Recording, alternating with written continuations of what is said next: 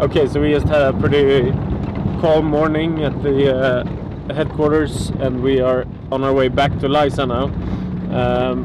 It's about a 5-hour trip and there's not much happening, so we thought we'd take this time to give you a background and a brief history of the conflict and of Burma.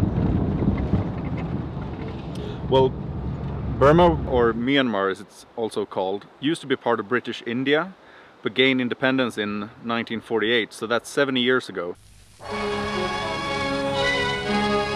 It was at an early hour, specially chosen by Burmese astrologers, that Rangoon marked Burma's full assumption of independence.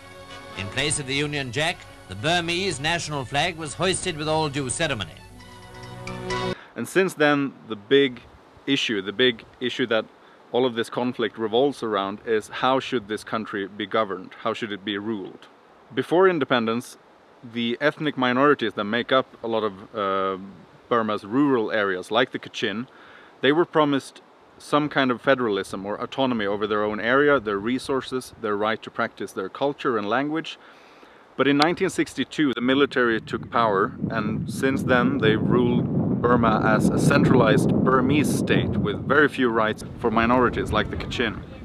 And at that time, the ethnic minorities formed ethnic armed organizations like the Kachin Independence Army that we've been embedded with here. And it's those same rebel armies that are still fighting the Burmese military to this day. Now, here in Kachin State, in 2011, fighting broke out again after a long ceasefire.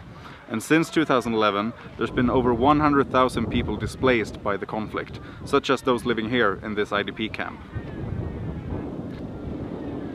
But what about Aung San Suu Kyi? What about the democracy icon, the Nobel Peace Prize winner? Well, in 2015, after years of house arrest, after decades of struggle, she and her party, the National League for Democracy, won the general election in Burma and could go on to form a government. Many people had high hopes for this new government, but the first few years have been lined with disappointments. In Rakhine State in Western Burma, we've seen an ethnic cleansing campaign against the Muslim Rohingya minority, and here in Kachin State, despite peace efforts, the fighting has continued between the Burma Army and Kachin Independence Army. And all of this shows how far Burma still has to go. And that the military are still the ones who are sort of calling the shots, no matter who's in government. Alright, thanks for that, Axel, and thanks for watching. See you next time. Bye-bye.